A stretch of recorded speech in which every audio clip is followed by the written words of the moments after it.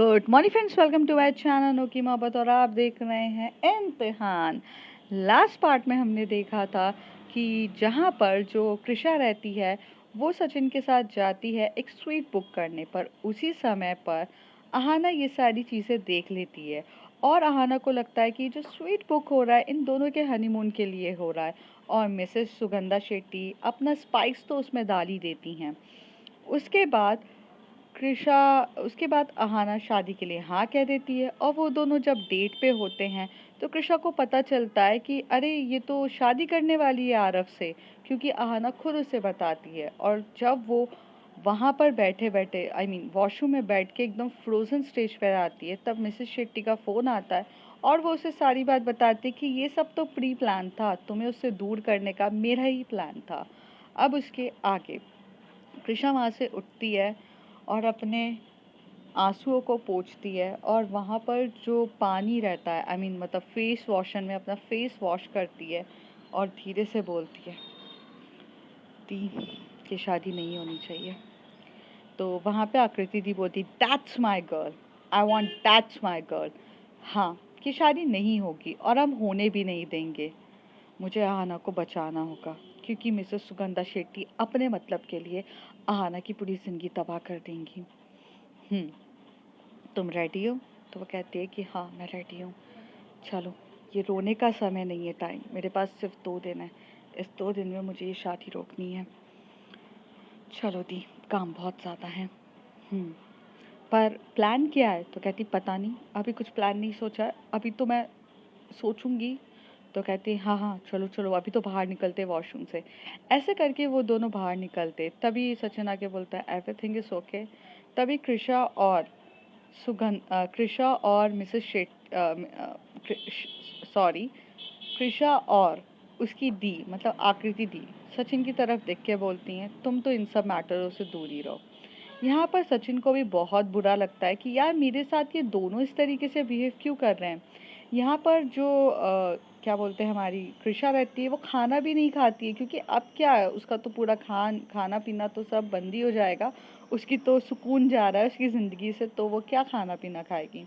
यहाँ से वो जाती है, अपनी स्कूटी उठाती है और अपने घर की तरफ तेज़ी से भागती है। और यहाँ पर जो आकृति दी होती है वो अपनी कार में बैठने ही वाली रहती है तभी सचिन बोलता है क्या मैं आपसे 5 मिनट बात कर सकता हूँ दी। तभी आकृति दी बोलती है सचिन मुझे तुमसे कुछ बात नहीं करनी है। तुमने जिस तरीके से बिहेव किया है ना उसके बाद कुछ बोलने के लिए बचा ही नहीं है। तभी यहाँ से आकृति दी के हस्बैंड बोलते हैं कि क्या हो गया है। तो कहती है कि अच्छा तुम ज़रा बच्चे को संभालो, मैं 5 मिनट इससे बात करके आती हूँ। तो वो कहते हैं अच्छा ठीक है लाओ बेबी दो। और उसके जो हस्बैंड रहते हैं वो बहुत अच्छे रहते हैं, मीन्स लाइक बहुत सपोर्टिव रहते हैं। यहाँ से आकृति दी सचिन को साइड में लेकर जाती हैं और उसे वो बोलती हैं कि सचिन तुम्हें क्या प्रॉब्लम है। तो वो कहता है कि यार मुझे क्या प्रॉब्लम होगा, मुझे कुछ प्रॉब्लम नहीं है। तो कहती किस टाइप की जेलसी रखते हो तुम कृषा से, किस बात की जेलसी हो रही है तुम्हें। कहता मैं कृषा से जेलस नहीं हूँ। सचिन कहता है तो तुमने उस दिन उस गंदे तरीके से बिहेव क्यों किया। तुम्हें पता है आहाना बच्ची है और कृषा उसके लिए ओवर प्रोटेक्टिव है। तुम्हारे इस गंदे बिहेवियर की वजह से कृषा इतनी ज़्यादा डिस्टर्ब हो चुकी है कि उसने आहाना से तक बात नहीं करी। और आहाना से ना बात करने का डिसीजन ये निकला है कि आहाना अब एक बेवकूफ़ इंसान के साथ शादी करने के लिए रेडी हो गई है, जो मिसेस सुगंधा शेट्टी ने किया है। और आज मिसेस सुगंधा शेट्टी कृषा को फ़ोन करके नीचा दिखा रही है सिर्फ तुम्हारी वजह से, क्योंकि तुमने अपने दोस्त पे ट्रस्ट नहीं किया, तुमने यूनिटी नहीं रखी, तुमने कृषा का साथ छोड़ दिया अपने मतलब के लिए, अपनी चीज़ों के लिए। तुम कृषा को मतलब ही कहते हो ना। तुम क्या हो सचिन, क्या किया तुमने। सचिन बोलता है यार मैंने इतना सोचा समझा नहीं। तो कहते क्यों नहीं सोचा समझा, तुम्हें उसने हमेशा से इन सब प्लान से दूर रखने के लिए बात करी थी, पर तुम खड़े होकर आए और बोले कि नहीं मैं तो तुम्हारा साथ दूंगा, भाई तुम कहीं पर भी जा मैं तेरा साथ दूंगा। जब साथ देने की बात आई तो तुमने ये कर दिया। तुम साथ उसका क्यों देना चाहते थे Sachin? Because you love her, okay, and this is your selfish motive. और तुम्हें कल ये लगा था कि आज नहीं तो कल कृषा तुम्हें हाँ कह देगी, पर जैसे जैसे ये पूरे के पूरे जर्नी में तुम्हें ये पता चला कि कृषा ऑलरेडी किसी और से प्यार करने लग गई है, ये बात तुमसे डाइजेस्ट नहीं हुई, तब तुमने उसको सपोर्ट देने के बजाय उसके अगेंस्ट खड़े हो गए। तुम्हारे इस अच्छे बिहेवियर से आज कृषा ने जिससे प्यार किया था उसे खो रही है।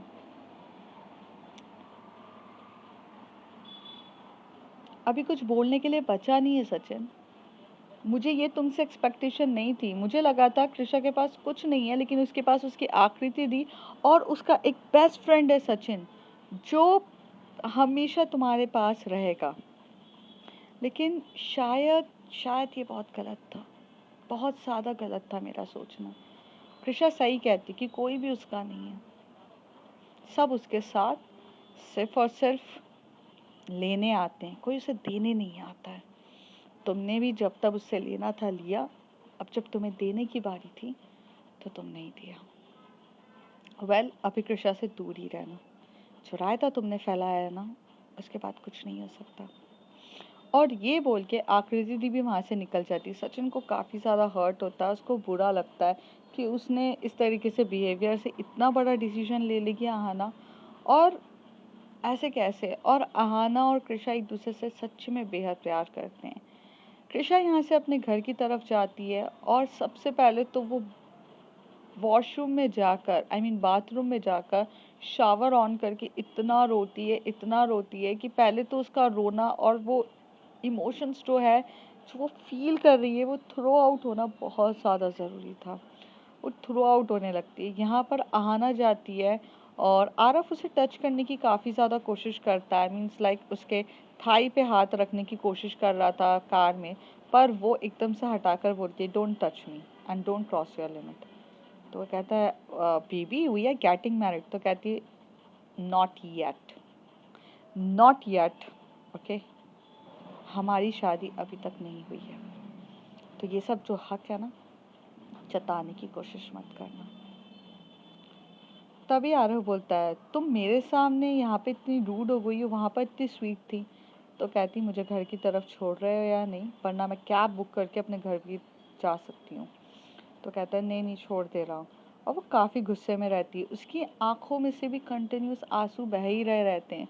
उसे गुस्सा आ रहा रहता है यार, उसने उसने आज पहली बार कृषा को हर्ट किया रहता है।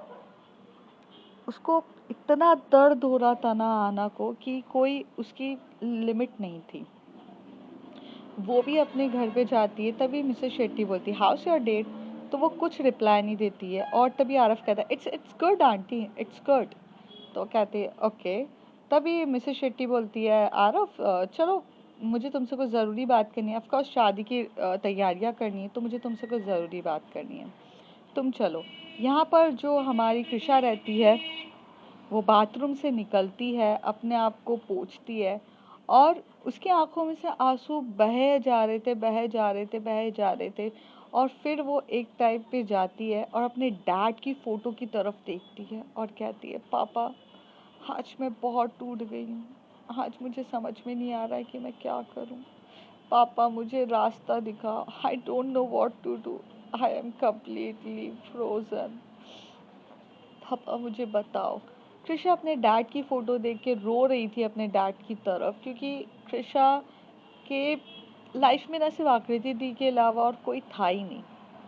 छोटी सी ज़िंदगी, छोटी सी चीज़ें थी। दूसरी तरफ जो हमारी आहाना रहती है, वो अपने जो उसके पास बैग रहता है उसे फ्लोर पे फेंकती है, मोबाइल को कहाँ फेंकती है पता नहीं। बेड पे जाके इतनी जोर जोर से चीख चीख के रोती है और वो जो पिलो रहता है उसे अपने सर पे लगा के बस रो रही रहती है, रो रही रहती है कि बस आवाज़ बाहर तक ना जाए। और वो चीख रही रहती है, उसको इतना दर्द हो रहा रहता है कि वो दोनों इतना रो रहे रहते हैं।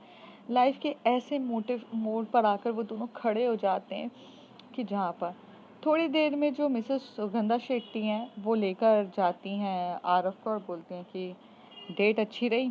तो वो कहता है कि हाँ हाँ बहुत अच्छी रही। तभी वो बोलती बेवकूफ़ों की तरह मेरे सामने एक्टिंग मत करो, तुम्हें भी पता है मैंने तुम्हें यहाँ क्यों लेकर आई हूँ, कोल्ड ड्रिंक पियोगे। तो कहते कि हाँ, तुम्हें कोई भी चीज़ ऑफ़र कर लो तुम कितने आसानी से लेने के लिए तैयार हो जाते हो। वोडका है उसके अंदर, पियोगे फिर? तो कहता है मैं तो सब ले लेता हूँ। कहते बेवकूफ़ इंसान, तुम्हें पता है ना मैं तुम्हारी शादी क्यों करवा रही हूँ? तो वो कहता है कि हाँ मुझे पता है, तो याद रखना मेरा मोटिव क्या है। तुम सिर्फ और सिर्फ मेरे कहने पे ये सब चीज़ें कर रहे हो। मुझे जो चीज़ मिल जाएगी उसमें से कुछ परसेंट तुम्हें भी मिल जाएगा, बाद में तुम गायब वो गायब। तब तक मेरी बेटी को अपने झांसे पे अच्छे से करो, ठीक है? और वहाँ पर ऑलरेडी क्या बोलते तुम्हारी को कृषा मिली थी। तो कहता है कि सॉरी मैं नहीं जानता कृषा को। हाँ पर वहाँ पर एक लेडी आई थी, कोई क्या नाम था उसका, आकृति दी बोल रही थी वो। ठीक है मेरा जो काम होना था वो हो गया है, तुम निकलो यहाँ से। और ऐसे कैसे सुगंधा शेट्टी उसे वहाँ से वापस कर देती है। यहाँ पर जो कृषा रहती है उसे बहुत ज़्यादा समझ में नहीं आ रहा रहता है। पहले तो वो पूरी रात भर रोती रहती है, उसे समझ में नहीं आता क्योंकि दिल इतना दर्द में रहता है कि क्या करें, किसे समझाएं। आहना फ़ोन की तरफ देखती है और ये सोचती है कि कृषा एक बार मुझे कॉल करो तो सही, मैं तुमसे सब बात करना चाहती हूँ, मैं तड़प रही हूँ तुमसे बात करने के लिए। और कृषा फ़ोन की तरफ देख के ये बोलती है कि अगर मैंने आहना को फ़ोन कर भी दिया तो वो क्या करेगी। सिचुएशन इतनी ख़राब हो जाती है।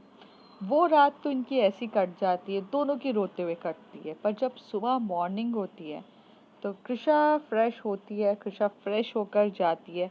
अब वो सोचती है कि अब उसे कुछ ना कुछ तो करना ही पड़ेगा, ऐसे तो सिचुएशन होगी नहीं। तभी वो एक फ़ोन करती है अपने डिटेक्टिव को और बोलती है कि सुनो एक लड़का है, उसकी डिटेल मैं तुम्हें दे रही हूँ, उसकी फ़ोटोज़ तक भेज रही हूँ, इस लड़के को स्पाई करो और मुझे इस लड़के के बैकग्राउंड वेरिफिकेशन मुझे चाहिए, मुझे हर एक एक डिटेल्स चाहिए। तो वो कहता है कि ठीक है कब तक चाहिए। तो कहता है कि तुम्हारे पास सिर्फ और सिर्फ आज का ही दिन है। तो वो डिटेक्टिव बोलता है कि मैडम आज के दिन में मैं कैसे इन्फॉर्मेशन निकालूं। तो वो कहता है कि तुम्हारी फीस कितनी है।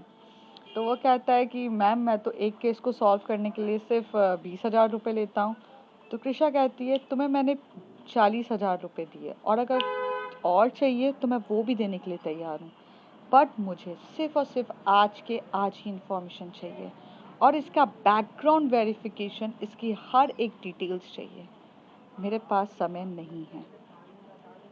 2 दिन के बाद मेरे पास समय नहीं है, मुझे बस आज ही चाहिए। अब आज का दिन रहता है, मतलब आप ये मान लो कि वेडनेसडे को शादी थी तो मंडे का दिन रहता है। मंडे के दिन यहाँ पर जो डिटेक्टिव होता है वो पीछे पड़ जाता है और साथ ही साथ यहाँ पर जो कृषा रहती है वो भी जितनी इंफॉर्मेशन गैदर करना चाहती थी वो करने लगती है। वो यहाँ पे गरिमा को फ़ोन करती है और गरिमा को बोलती है कि मुझे तेरी हेल्प चाहिए। तो गरिमा बोलती है कि किस तरीके की हेल्प चाहिए। तो वो कहता है कि क्या तू मेरी हेल्प कर सकती है। तो वो कहती है anything for you, but right now मैं तो एक्चुअल में मुंबई में हूँ।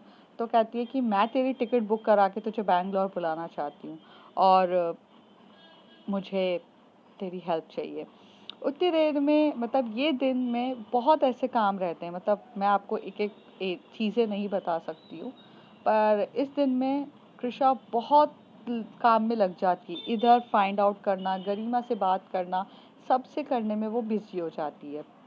दूसरी तरफ सेम टाइम पर उसी दिन पर जो हमारी आहना रहती है वो अपनी शादी की तैयारियां करने लग जाती है। उसके पास कंटिन्यूस पूरे ड्रेसेस के लिए लोग आने लगते हैं, उसकी ड्रेसेस डिसाइड करने लगते हैं और यहाँ पे नई नई ड्रेसेस आती है, आहना सिलेक्ट कर रही रहती है। उसके पास आकर उसकी दोस्त लोग आती हैं, जैसे अंजलि आती है और निधि आकर बोलती हैं। तभी विक्रम आता है, अविनाश आता है। अविनाश कहता है यार तू कैसे किसी लड़के से शादी के लिए हाँ कह रही है। तभी वहाँ से मिसेस शेट्टी कहती है अविनाश क्या प्रॉब्लम है, अगर उससे मैच्योर्ड लड़का काफ़ी अच्छा मिल रहा है तो क्या प्रॉब्लम है, वैसे भी बेटा तुम्हें तो पता ही है ना। तो कहता है आंटी आई लव हर। तो वो कहता है कि हाँ तो वैसे भी आहना है ही ऐसी कि उसे सब प्यार करेंगे। अब जो सब लोग प्यार करेंगे सबके साथ तो वो शादी नहीं कर सकती ना। तो कहते आंटी आपने कहा था, तो मैंने कहा था लेकिन आना तुम्हें पसंद नहीं करती है, तो मैं क्या कर सकता हूँ, क्या कर सकती हूँ। अभी तुम अपनी दोस्त की शादी में तैयारियां करो, तुम्हें डांस वांस करना है, कल संगीत है, ऐसे कैसे तुम सोच सकते हो। हाँ हाँ ओके, और ऐसे करके वो चुप हो जाता है। यहाँ पर जो यहाँ पर अंजलि जो रहती है वो एकदम से बोलती है कि क्या तुम इस शादी से खुश हो। तो वो कहती है कि मैटर करता है मेरा खुश होना या ना हो होना। तो कहती है तुम स्टूपिड हो क्या, तुमने शादी के लिए हाँ कह दी, तुम पागल हो क्या, तुमने सोचा भी नहीं कि इस शादी का इम्पैक्ट क्या होगा, लोगों को क्या फेस करना पड़ेगा, कृषा का क्या होगा। तो वो बोलती है कि क्या कृषा का क्या होगा, कृषा ने जानबूझ के ये सारी चीज़ें करी हैं, उसे तो सचिन के साथ ही रहना है, उसे सचिन ही पसंद है, मैं क्यों कुछ बोलूँ। तो कहती है तुम जैसा सोच रही हो वैसा कुछ भी नहीं है सचिन और उसके बीच में। तो कहती है कि तुम यहाँ पे मेरी शादी इंजॉय करने आई हो ना अंजलि, तो प्लीज़ शादी इंजॉय करो, मुझे इस बारे में कुछ बात नहीं करनी है। उस इंसान के बारे में तो बात भी नहीं करनी है जिस इंसान को ये पता चल गया कि मेरी शादी हो रही है, तभी उस इंसान ने मुझे एक बार कॉल करके बात तक करना ज़रूरी नहीं समझा।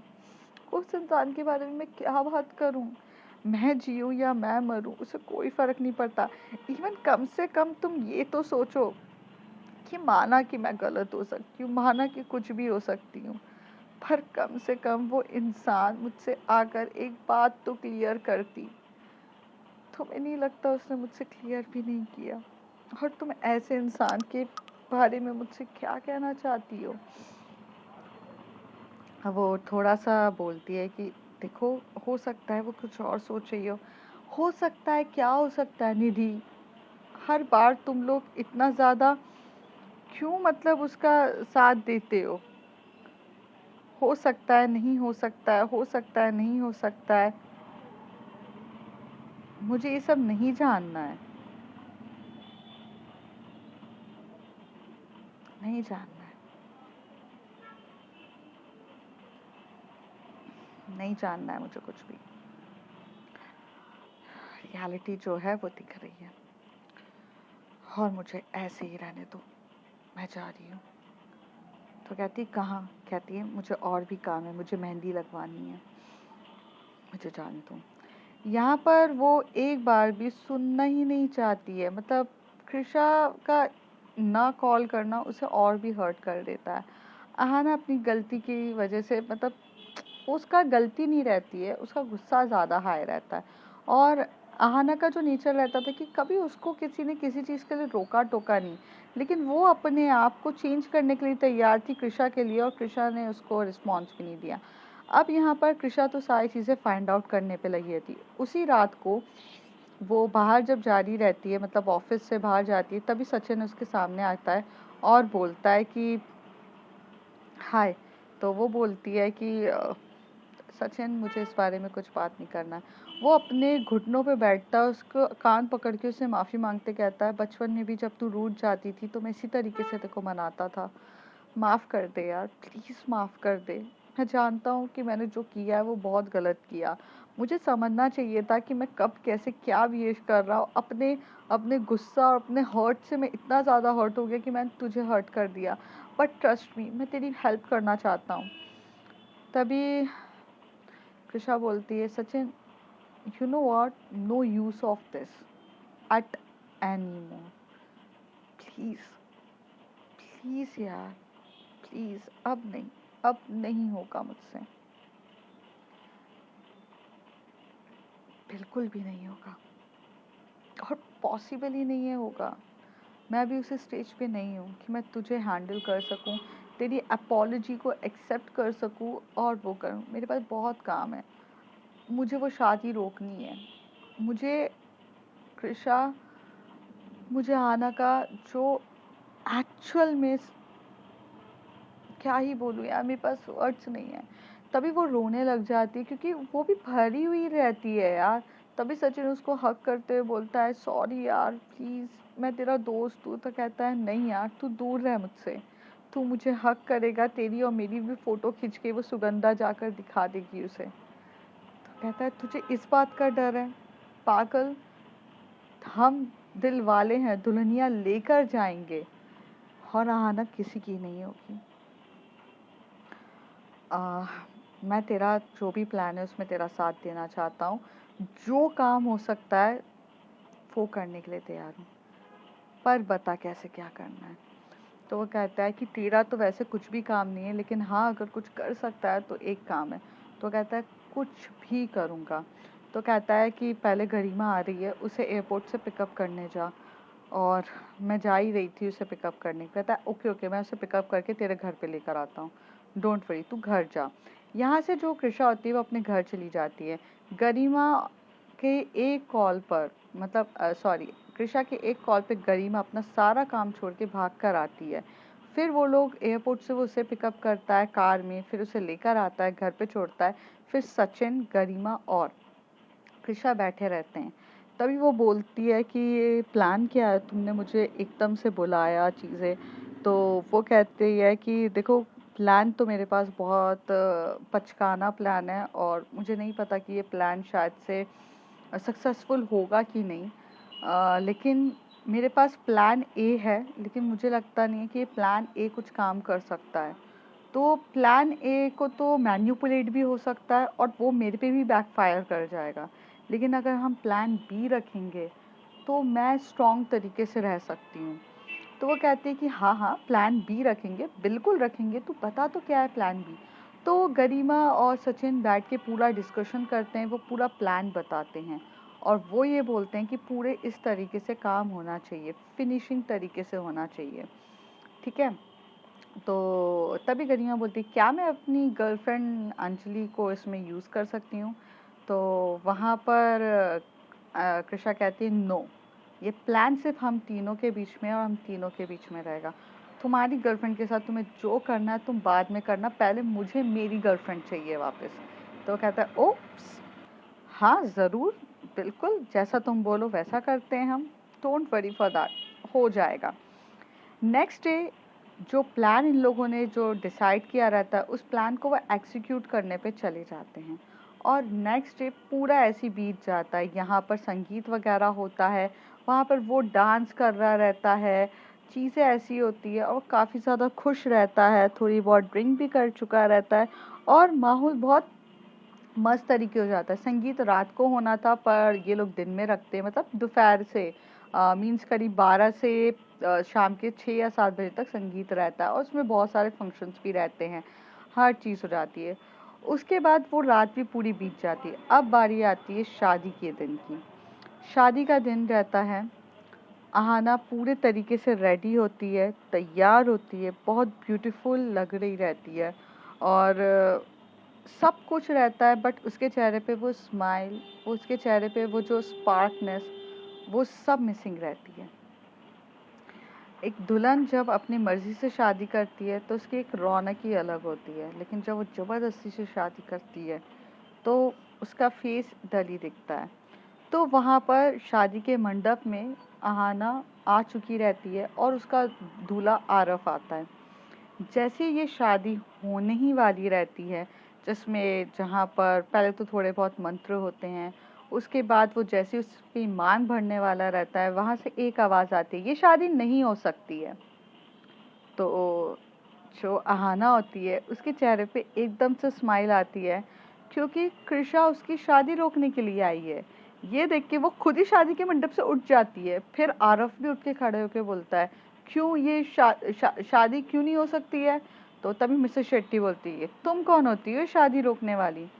तो वो कहते हैं कि oh sweetheart, wait wait wait, actually ये शादी इसलिए नहीं हो सकती है क्योंकि ये शादी इस इंसान के साथ तो बिल्कुल भी नहीं हो सकती। अगर कोई और होता तो मैं शायद इतना रिएक्ट नहीं कर सकती, पर मिस्टर शेट्टी आप ये बताइए, आप अपनी बेटी की शादी ऐसे नैरे ऐरे गहरे नत्थु के साथ कर रहे हो यार। आई मीन आप मिस्टर शेट्टी हो, पूरे बैंगलोर की आन बान शान हो, और आप ऐसे इंसान के साथ शादी कर रहे हो। That is very bad, very very bad. Well आपको तो ऐसे इंसान के साथ शादी करनी भी नहीं चाहिए, क्योंकि इस इंसान के पहला बैकग्राउंड तो जान लो।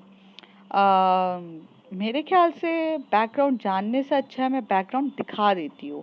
प्रोजेक्टर, तभी सचिन आता है, फटाफट प्रोजेक्टर लगाता है, वहाँ पर पर्दा लगाता है और बोलता है कृषा गो ऐड। हाँ, तो कृषा वहाँ पर दिखाती है एक्चुअल में कैरेक्टर आरव का। आरव का पहला कैरेक्टर ये होता है कि वो एक जो वो बताता है वो यूएसए में है वगैरह, वो एक्चुअल में पूरा फेक रहता है। यूएसए उसको कभी जाना ही नहीं रहता है, वो सब ये झूठ बोल कर आया रहता है। जो भी वो कंपनीज बताता है वो सब फ्रॉड कंपनीज के बारे में बताता है। जिस कंपनी का वो ओनर रहता है वो सब फ्रॉड बताता है। ये सारी चीज़ें वो डॉक्यूमेंट्स वगैरह सब कृषा बता रही रहती है। फिर वो बताता है उसका एक्चुअल कैरेक्टर कि वो कितनी लड़कियों के साथ लिंक होता है, कितनी लड़कियों के साथ उसके अफेयर्स रहे हैं। और ये सब देखने के बाद, दिखाने के बाद वो मिस्टर शेट्टी की तरफ देख के बोलती है आप ऐसे इंसान से अपनी बेटी की शादी कराएंगे? लिटरली आप ऐसे इंसान के साथ अपनी बेटी की शादी कराएंगे? तो वो कहता है बट मुझे तो बोला गया था कि ये तो अच्छा लड़का है और मैंने बैकग्राउंड वेरिफिकेशन कराया था तो कुछ प्रॉब्लम नहीं हुई। तो वो बोलता है आपने लगता है गलत बैकग्राउंड वेरिफिकेशन कराया था, या फिर ये बोल सकते हैं कि कोई और ये चाहता था इस इंसान से इसकी शादी हो जाए। आई थिंक मिसेस शेट्टी आपको तो ये इंसान बहुत सही लग रहा था, तो अब आप बताइए ये शादी करना है। तभी वहां से वो आरव खड़े होकर कहता है मेरे अगेंस्ट अगर तुम ये फ्रॉड की चीजें लाकर ऐसे दिखाओगी तो कोई भी यकीन नहीं करेगा। मेरी एक अलग रेपुटेशन है और ये सब चीजें ना पचकानी हरकतें बंद करना करो। मुझे पता है तुम्हारा अहाना के साथ अफेयर चल रहा है, तुम अहाना को पसंद करती हो, दैट्स वाई तुम उसकी शादी रोकना चाहती हो, और अहाना तुमसे शादी नहीं करना चाहती, इसलिए तुम मुझे गलत साबित कर रही हो, मेरे कैरेक्टर को गलत साबित कर रही हो, जबकि एक्चुअल में ऐसा कुछ भी नहीं है। क्यों अहाना? अहाना चुप रहती है। उस समय वो समझदारी का काम यही करती है कि वो मुंह बंद करके बैठी रहती है। थोड़ी देर के बाद प्रिशा सामने आके बोलती है एग्जैक्टली आई लव हर, और तुम जिसके सामने खड़े हो ना उससे मैं बेहद प्यार करती हूँ, बट मैं अपना मेरा प्यार इतना सेल्फिश नहीं है कि मैं उसे किसी से शादी करने के लिए रोक दूं। उसका मन है, उसे जिससे शादी करनी है वो करे।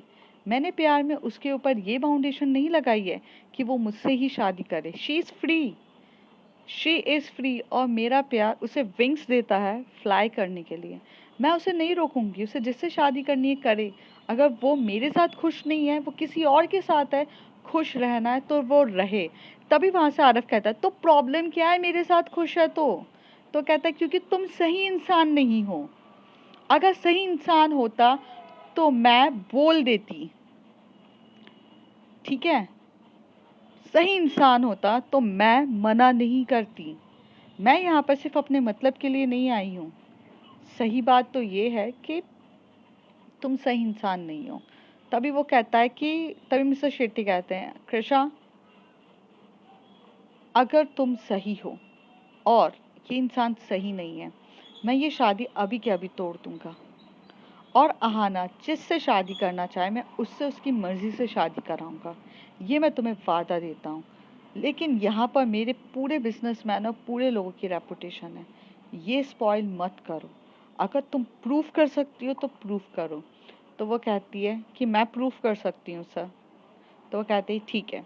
थोड़ी देर में जो गरिमा होती है एक वीडियो चलाती है, और अब वो वीडियो दिखती है। वो वीडियो रहती है क्लब की, जहाँ पर एक खूबसूरत सी लड़की जो खुद गरिमा रहती है वो डांस कर रही रहती है आरव के साथ, और आरव उसे गलत तरीके से टच कर रहा रहता है। ये बात जब वहाँ पर अंजलि देख रही रहती है, वो एकदम से आती है गरिमा के पास और कहती है व्हाट द हेल, ये तुम्हें टच कैसे कर सकता है? तो वो कहती है बेबी शांत हो जाओ जरा, आगे देखते जाओ, तुम अभी रिएक्ट मत करो। और वो उससे काफ़ी अच्छे से टच कर रहा रहता है, बहुत सेक्सीएस्ट वे में कर रहा रहता है। तभी वो कहता है, तब ये कहती है व्हाट अबाउट एक टेक अ रूम? तो कहते हैं ओ यार श्योर, मैं रूम तो लेना ही चाहूँगा, बट तुम्हें क्या लगता है कि यहाँ पे रूम कहाँ मिलेगा? तो कहती व्हाट अबाउट माय होम? तो यहाँ पर वो उसे एक होटल रूम पर लेकर जाती है और बोलती है कि ये तो होटल है, तुमने बोला था व्हाट अबाउट माय रूम? तो कहते कि हाँ ऑफ कोर्स, मैं यहाँ की नहीं हूँ, मैं एक्चुअली मुंबई से हूँ, लेकिन तुम मुझे काफ़ी ज़्यादा सेक्सी और हॉट लगे, इसलिए मैं तुम्हें यहाँ पर लेकर आ गई। और वैसे भी what's a problem in one night stand? तो वो कहते हैं no there is no problem in one night stand. तुम्हें पता है मेरी शादी होने वाली है, मैं अभी अपने शादी के संगीत से आ रहा हूँ। तो वो कहती है हाँ कपड़े देख के तो लग ही रहा है। तो कहते हैं हाँ यार चेंज करने का मौका नहीं मिला। पता है प्रॉब्लम क्या हो गई थी यार, वो जिस लड़की से मैं शादी कर रहा हूँ ना वो बहुत अनरोमांटिक है, उसको कुछ भी नहीं आ रहा। तुम्हारी जैसी होना चाहिए था, मस्त सेक्सीएस्ट एकदम पटाखा, और वो नहीं है, वो बिल्कुल एकदम पानी कम इंसान है। मैं बिल्कुल गलत इंसान से शादी कर रहा हूँ। वो वहाँ पर ना मेरा दिमाग खराब हुआ, मैं कपड़े चेंज करे बिना यहाँ पीने आ गया। कहते हैं दारू सारे गम मिटा देता है, तो इसलिए मैं यहाँ आया हूँ। तभी वो बोलती है तो तुम शादी क्यों कर रहे हो ऐसे इंसान से? तो कहता है अरे तुम नहीं समझती हो बच्चा, baby you are very sexiest. तुम्हें पता है मैं शादी इसलिए कर रहा हूँ क्योंकि मुझे पैसे मिल रहे हैं शादी करने के लिए। वो जो दुल्हन की माँ है ना वो मुझे पैसे पे कर रही है। तो वो कहती है वो क्यों तुम्हें पैसे पे करेगी और वो क्यों करेगी? तो कहता है क्यों नहीं करेगी, उसे अपनी बेटी को मुझसे शादी करानी है। तो पता है मेरा क्या प्लान है, मैं उससे शादी करूँगा, उसकी प्रॉपर्टी को अपने नाम करूँगा और वो प्रॉपर्टी मेरे नाम हो जाएगी और फिर मैं अमीर हो जाऊँगा। तो मैं सिर्फ़ और सिर्फ़ उसकी प्रॉपर्टी के लिए उससे शादी कर रहा हूँ। और थोड़े टाइम के बाद ना मैं एक एक्सीडेंट में उसको मार डालूँगा और बता दूँगा कि वो मर गई। फिर मैं बैचलर और मैं अपनी लाइफ को अच्छे से करूँगा। और उसकी माँ जो है ना मुझे बहुत सपोर्ट करती है। तभी वो कहती है कि उसकी माँ को ये बात पता है कि तुम्हारा प्लान ये है? तो कहता है नहीं नहीं उसकी माँ का को नहीं पता है, बट मैंने ये प्लान रखा हुआ है, मैं यही करना चाहता हूँ, मैं यही करूँगा।